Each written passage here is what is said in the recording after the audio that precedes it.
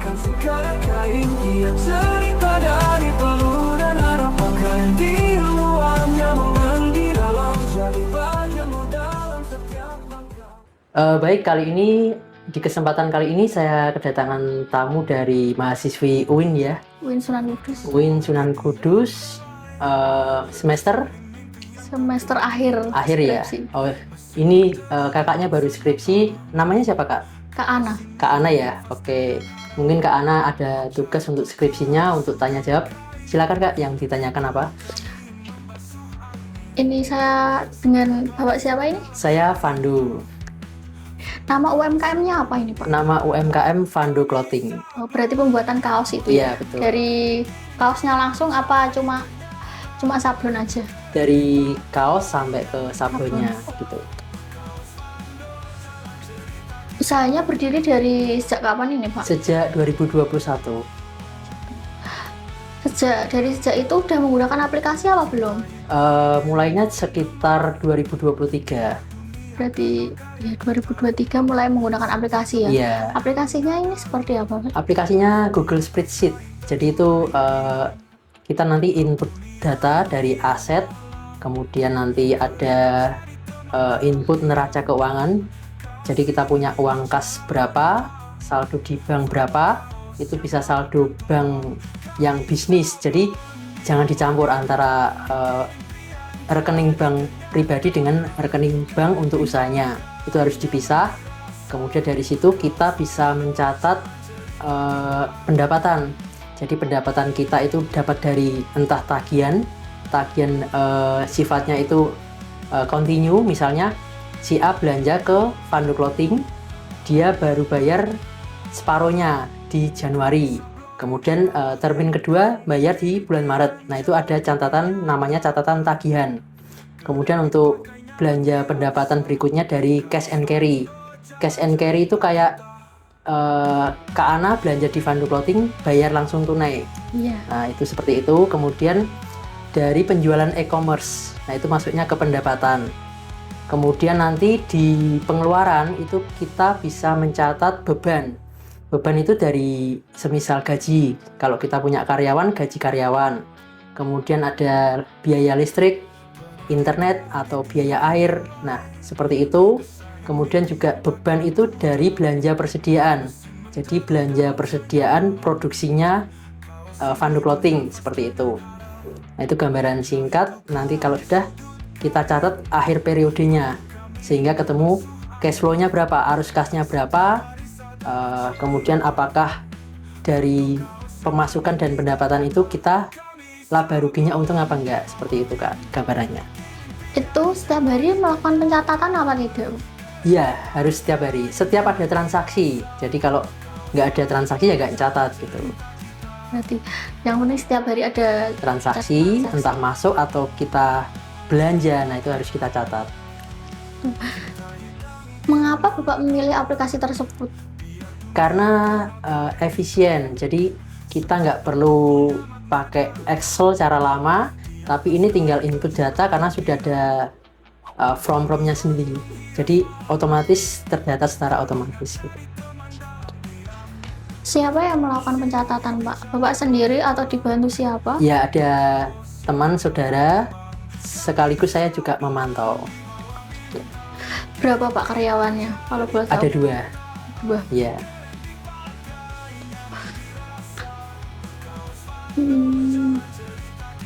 Seluruh transaksinya ini dicatat semua ya Pak? Ya, catatan transaksi dicatat semua. Apa latar belakang Bapak menggunakan sistem informasi? Kan sebelumnya memakai manual ya? Ya. Ya. Karena tadi kalau kita manual itu kadang tidak bisa terkomputasi atau tidak bisa otomatis tercatat secara keseluruhan, dan kita harus ngitung secara manual, itu akan menyita waktu.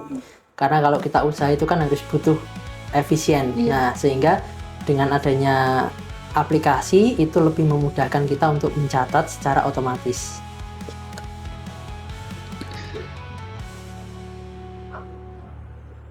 Apakah ada pihak yang menyarankan untuk menggunakan sistem informasi ini? Ada beberapa relasi yang memberikan masukan untuk memakai aplikasi ini ada. Gitu. Nah, sebelumnya udah pernah ikut pelatihan apa belum? Sebelumnya sudah pernah dari ilmu dasar sudah pernah gitu. Beberapa kali ya? Ya beberapa kali. Gitu. Itu di pelatihannya itu disebutkan apa aplikasinya apa saja gitu? Ada beberapa aplikasi yang kayak Lamikro atau apa lupa saya. Itu ada, terus ada Siapik dari Bank Indonesia juga ada gitu. Terus menurut Bapak manfaat menggunakan sistem informasi ini apa? Tentu saja manfaatnya dalam segi usaha kita bisa mengukur nih. Jadi kalau kita ada salah pemasukan penghasilan per hari kok misalnya kelebihan atau kekurangan itu kita bisa pantau. Kemudian ada kekurangan stok di bagian mana itu kita juga bisa pantau seperti itu. Berarti mempermudah pencatatan gitu ya setiap transaksi. Ya.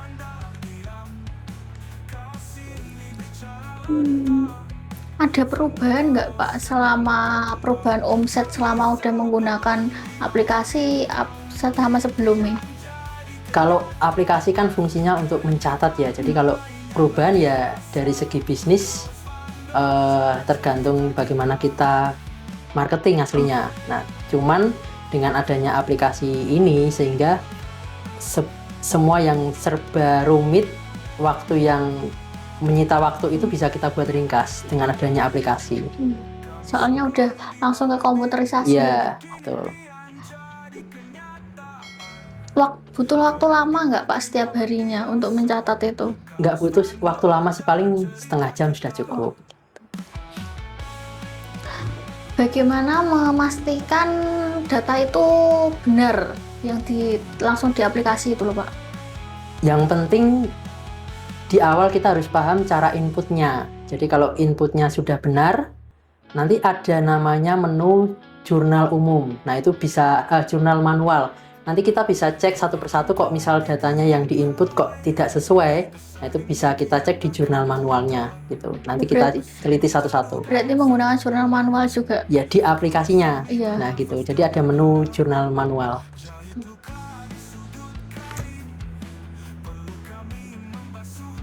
Pengelolaan usaha menjadi lebih efektif. Iya betul. Usaha lebih efektif karena tadi terkomputasi sehingga lebih mudah lah untuk menjalankan bisnis. Apakah penerapan sistem ini membantu mengurangi kesalahan pencatatan, Pak? Sangat membantu karena kalau kita bicara ini kan ada rumusnya ya. Jadi kalau saya hitung pakai kalkulator manual itu mungkin ada miss 1-2. Kalau ini kita langsung ya sama kayak Excel, pakai if ada sum kayak gitu, tapi semuanya detail, jelas, jadi aman. Menurut Bapak, penerapan sistem informasi ini meningkatkan kinerja UMKM enggak? Tentu saja meningkatkan, karena membantu untuk usahanya lebih efisien, sehingga jalannya bisnis ini bisa lancar lagi gitu. Apa yang mendorong Bapak menggunakan sistem ini?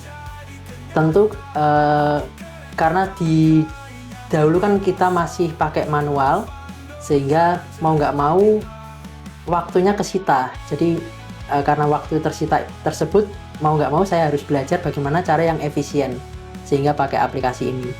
Ada dukungan dari pemerintah nggak, Mbak?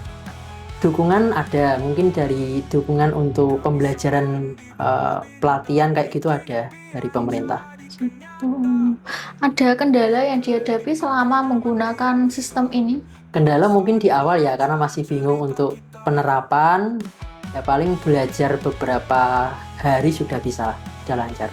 Berarti aplikasi ini direkomendasikan dari dinas atau apa ini? Ya, dari relasi teman ada. Gitu. Ada biaya nggak Pak selama ini menggunakan itu? Kan ada yang aplikasi menggunakan biaya. Oh, iya. Kan biasanya jadi pertimbangan. Betul. Kalau ini cuman biaya sekali, sisanya tinggal kita pakai selamanya. Jadi lebih efisien. Berarti nggak tiap tahun ada biaya? Iya, tidak. Cuman sekali aja. Menurut Bapak, apa yang perlu diperbaiki dalam sistem ini? Mungkin sistem ini sudah sempurna sih hasilnya, sudah baik, jadi tidak ada yang perlu diperbaiki. Harapan Bapak kepada pemerintah dalam mendukung sistem ini, dalam mendukung digitalisasi UMKM ini gimana? Oke, harapan saya mungkin dengan adanya digitalisasi, pemerintah harus mensupport dengan memberikan pelatihan yang lebih intensif agar setiap pelaku usaha ini bisa lebih meningkatkan kapasitas usahanya, kemudian mengefisiensikan untuk segala jenis transaksi menggunakan laporan keuangan secara otomatisasi seperti itu. Bapak berencana nggak mengembangkan sistem pencatatan keuangan ini di masa mendatang? Ya, mungkin ke depan bisa saya pertimbangkan.